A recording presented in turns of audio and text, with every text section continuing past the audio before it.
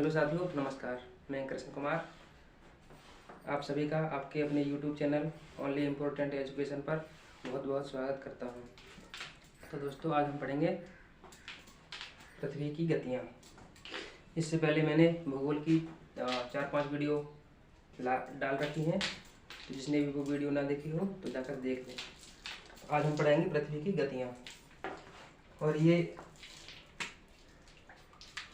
यहाँ से क्वेश्चन हमारे कोई भी एग्जाम हो, एसएससी, जीडी, एसएससी जीडी हो, सीएचएसएल हो, सीजीएल हो, एमटीएस हो या रेलवे हो,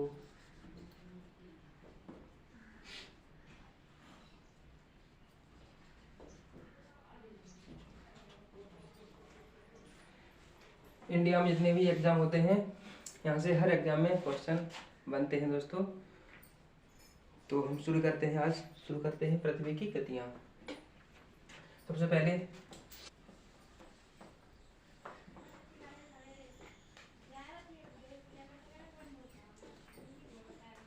घूर्णन गति क्या है?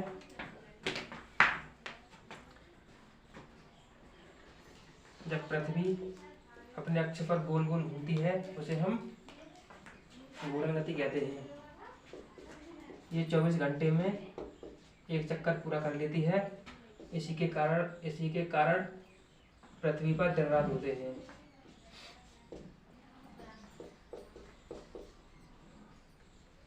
दिन रात इसी गति से होते हैं, इसलिए हम इसको दैनिक गति भी कहते हैं। इसीलिए इसे हम दैनिक गति भी कहते हैं। ये पहला पॉइंट। और दूसरा पॉइंट, परिक्रमण काल। ये क्या है? देखो,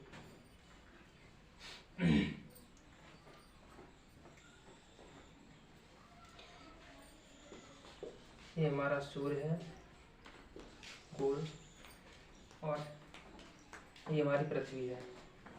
तुम्हारी पृथ्वी इस सूर्य के चारों ओर चक्कर लगाती है। सूर्य के चारों ओर यह उसे हम परिभ्रमण काल कहते हैं। और ये सूर्य का एक चक्कर 365 दिन 365 दिन और 6 घंटे में पूरा करती है। पृथ्वी हमारे सूर्य का एक चक्कर 365 दिन 6 घंटे में एक चक्कर पूरा करती है।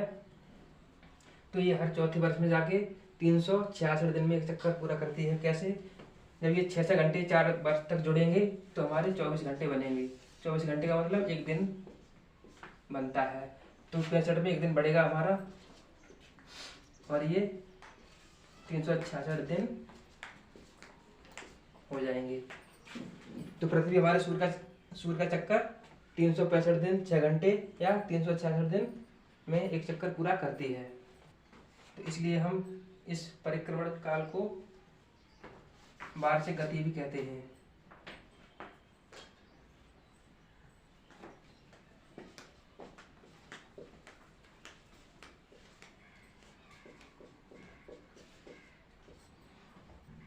आगे हम पढ़ेंगे तीसरा पॉइंट, ऋतु परिवर्तन।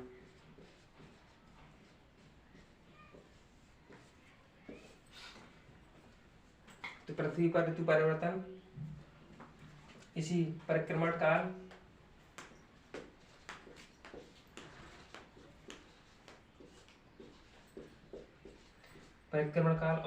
और पृथ्वी का अपने अक्ष पर 23.5 डिग्री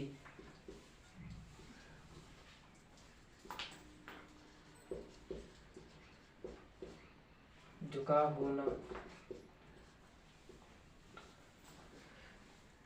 तो पृथ्वी पर ये ऋतु परिवर्तन ये इसी परिक्रमण काल और पृथ्वी का अपने अक्ष पर 23.5 डिग्री झुके होने के कारण पृथ्वी पर ऋतु परिवर्तन होता है। आगे चौथा पॉइंट, ये हमारा सूर्य है। तो पृथ्वी इसके चारों ओर जब चक्कर लगाती है तो पृथ्वी की स्थिति 3 बनती है। एक तो पृथ्वी यहाँ, एक यहाँ और एक यहाँ। जब घूमते घूमते यहाँ आएगी तो सूर्य और पृथ्वी के मध्य की सबसे दूरी होगी, और जब यहाँ पर होगी पृथ्वी तो सबसे कम दूरी, और यहाँ पर होगी तो हमारी औसत दूरी मानी जाती है। क्वेश्चन आता है, सूर्य से पृथ्वी की औसतन दूरी कितनी है? तो वो है 14 करोड़ 97 लाख 14 करोड़ 97 लाख 95,000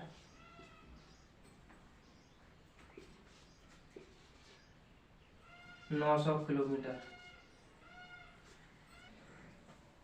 या लगभग दिया होता है 14.98 करोड़ किलोमीटर, या लगभग में ये दिया हुआ होता है, दिया हुआ 14.98 करोड़ किलोमीटर। ये इसकी औसत दूरी, ये इसकी औसत दूरी है। अब पूछा जाता है पृथ्वी के मध्य सबसे कम दूरी, तो वो होती है हमारी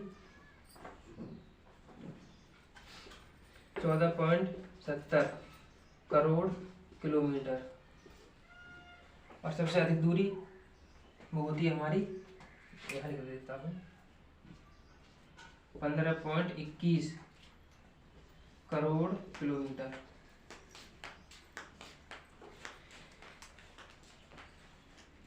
तो औसतन दूरी 14 करोड़ 97 लाख 95,900 किलोमीटर, या लगभग में 14.98 करोड़ किलोमीटर। सबसे कम दूरी 14.70 करोड़ किलोमीटर, अधिक दूरी 15.21 करोड़ किलोमीटर। तो ये जो सबसे कम दूरी होती है इसी को हम उपसौर कहते हैं, और सबसे अधिक दूरी होती है सूर्य और पृथ्वी के मध्य, उसे हम अपसौर कहते हैं। ये एग्जाम में बहुत आता है कि अपसौर और उपसौर, जब सूर्य और पृथ्वी के बीच अधिक दूरी होती है तो उसे अपसौर कहते हैं, जब कम दूरी होती है तो उसे उपसौर कहते हैं। अपसौर ये होती है 4 जुलाई, ये होती है 3 जनवरी। देखिए अधिक दूरी इसे अपसौर बोलेंगे, ये 4 जुलाई को, कम दूरी इसे उपसौर, ये 3 जनवरी को। देखो अपसौर अप यानी बड़ा, तो 4 बड़ा है हमारा, उपमान छोटा तो 3 छोटा है हमारा। तो उपसौर ये छोटी दूरी है और ये अपसौर ये बड़ी दूरी है, तो बड़ा 4 है छोटा 3 है। तो वैसे हम याद रख सकते हैं कि उपसौर 3 जनवरी को होता है जो सबसे कम दूरी होती है, अपसौर 4 जुलाई को जो सबसे अधिक दूरी होती है पृथ्वी और सूर्य के मध्य। आई होप आप इतना समझ गए होंगे। अब मैं आगे चलता हूँ। तो ये आप समझ गए होंगे, ये हमारी घूर्णन गति, जब पृथ्वी अपने अक्ष पर घूमती है तो उसे हम घूर्णन गति कहते हैं, और ये अपने अक्ष पर 24 घंटे में एक चक्कर पूरा कर लेती है। इसी कारण हम दिन रात होते हैं, और दिन रात होने के कारण ही इसे हम दैनिक गति कहते हैं। और परिक्रमण, ये परिक्रमण काल या गति, ये हमारी पृथ्वी सूर्य के चारों ओर एक चक्कर लगाती है, उसे हम परिक्रमण कहते हैं। और ये एक चक्कर 365 दिन या 6 घंटे में या 366 दिन में पूरा कर लेती है, तो इसलिए हम इसको वार्षिक गति भी कहते हैं। ऋतु परिवर्तन, ये परिक्रमण काल और पृथ्वी के 23.5 डिग्री अपने अक्ष पर झुके होने के कारण ही पृथ्वी पर ऋतु यानी मौसम परिवर्तन होते रहते हैं। ये सूर्य है, पृथ्वी इसके चारों ओर चक्कर लगा रही है। जब पृथ्वी और सूर्य के मध्य सबसे कम दूरी होगी तो उसे उपसौर बोलेंगे, ये 3 जनवरी को। और सबसे अधिक दूरी होगी तो अपसौर, ये 4 जुलाई को। औसतन दूरी हमारी ये लगभग में 14.98 करोड़ किलोमीटर, ये सब लिखा हुआ है। आशा करता हूँ आप समझ गए होंगे। मैं इसको साफ करके आगे बढ़ता हूँ। अब लास्ट पॉइंट बचा हुआ है, ये बहुत ही महत्वपूर्ण है। ये हमारा सूर्य है,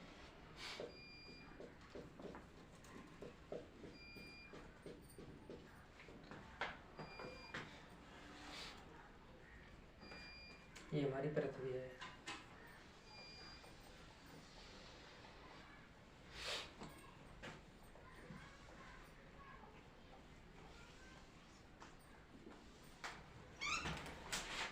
ये हमारी भूमध्य रेखा है, भूमध्य रेखा या विषुवत रेखा। ये हमारी कर्क रेखा है, और ये हमारी मकर रेखा है।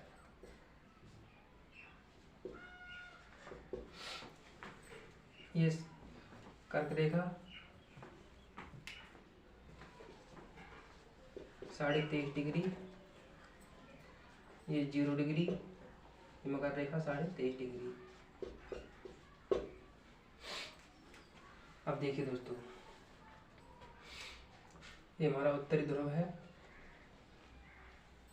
ये दक्षिणी ध्रुव।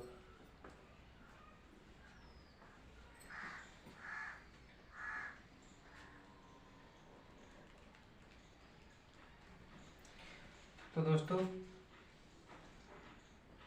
जब ये सूर्य की सीधी किरण, सीधी लंबवत किरण अगर भूमध्य रेखा पर पड़ती है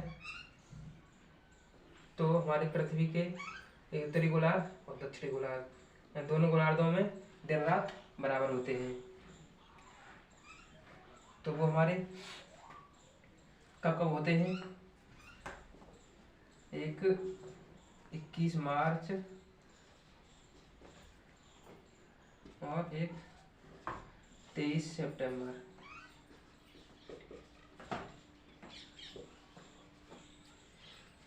तो हमारी पृथ्वी पर 21 मार्च और 23 सितंबर को दिन रात बराबर होते हैं। आप याद रखिएगा, पृथ्वी पर दिन रात 21 मार्च और 23 सितंबर को दिन रात बराबर होते हैं उत्तरी और दक्षिणी गोलार्ध में। जब हमारी सूर्य किरणें कर्क रेखा पर पड़ती हैं तो इसे हम कर्क संक्रांति कहते हैं।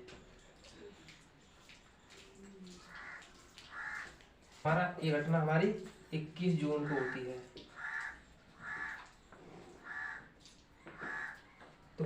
तो पूछा जाता है कि उत्तरी गोलार्ध में सबसे बड़ा दिन कब होता है? तो 21 जून को।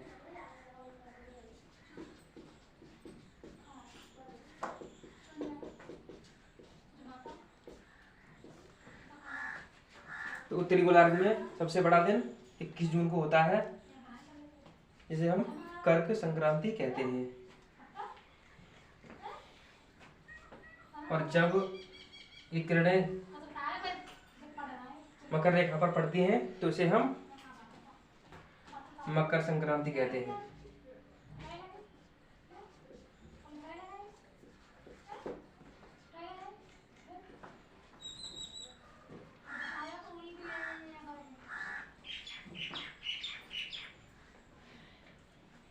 और इस स्थिति में यहाँ पर 22 दिसंबर को हमारा बड़ा दिन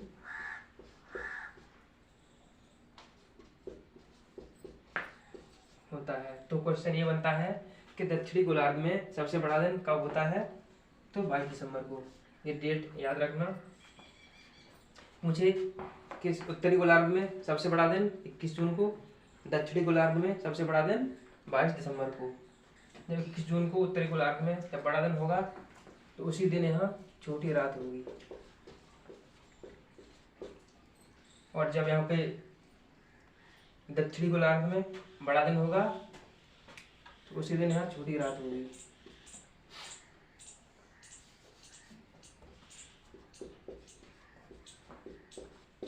छोटी रात समझ गए होंगे। उत्तरी गोलार्ध में 21 जून को बड़ा दिन, छोटी रात। दक्षिणी गोलार्ध में 22 दिसंबर को बड़ा दिन, छोटी रात। अगर मान लो पूछे कि उत्तरी गोलार्ध में सबसे बड़ी रात कब होगी, तो ये इसी का उल्टा होता है। जैसे कि यहाँ पर 21 जून को उत्तरी गोलार्ध में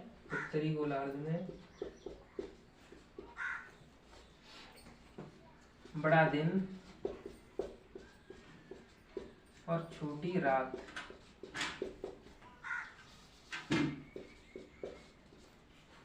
होती है, तो उसी डेट में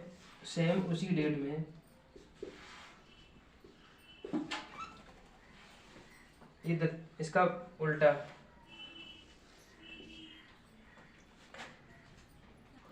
तो जब 21 जून को उत्तरी गोलार्ध में बड़ा दिन और छोटी रात होगी, तो दक्षिणी गोलार्ध में उसी डेट को यहाँ बड़ा दिन छोटी रात है, तो यहाँ बड़ी रात और छोटा दिन होगा। बड़ी रात और छोटा दिन। तो समझ गए होंगे आप लोग। अगर पूछे कि दक्षिणी गोलार्ध में बड़ी रात कब होती है, तो ये देखिए 21 जून को उत्तरी गोलार्ध में जब बड़ा दिन होगा, तो उसी डेट में 21 जून को दक्षिणी गोलार्ध में बड़ी रात होगी। इसी प्रकार अगर पूछे कि उत्तरी गोलार्ध में बड़ी रात कब होती है, तो ऐसे यहाँ मान लो ये 22 दिसंबर को दक्षिणी गोलार्ध में बड़ा दिन और छोटी रात होती है, तो इसी डेट को सेम इसी डेट को 22 दिसंबर को उत्तरी गोलार्ध में यहाँ बड़ा दिन है, तो यहाँ बड़ी रात होगी। यहाँ बड़ी रात और छोटा दिन। तो ये बच्चों को बहुत कंफ्यूज करते हैं। जिस दिन उत्तरी गोलार्ध में बड़ा दिन छोटी रात होगी, तो दक्षिणी गोलार्ध में उसी दिन बड़ी रात छोटा दिन होगा, इसका उल्टा। ऐसे ही जिस दिन 22 दिसंबर है, ये 22 दिसंबर को दक्षिणी गोलार्ध में बड़ा दिन छोटी रात होगी, तो इसी डेट में सेम 22 दिसंबर को उत्तरी गोलार्ध में बड़ी रात और छोटा दिन होगा। तो साथियों, ये आज की वीडियो थी, और इससे पहले 3-4 वीडियो मैंने अपलोड कर दी हैं यूट्यूब पर, वो आप देख सकते हैं। तो प्लीज़ आपसे हाथ जोड़ के निवेदन है, हमारी वीडियो को शेयर कीजिए, चैनल को सब्सक्राइब कीजिए और बेल आइकन दबाइए और अच्छा सा कमेंट भी कीजिए। धन्यवाद दोस्तों।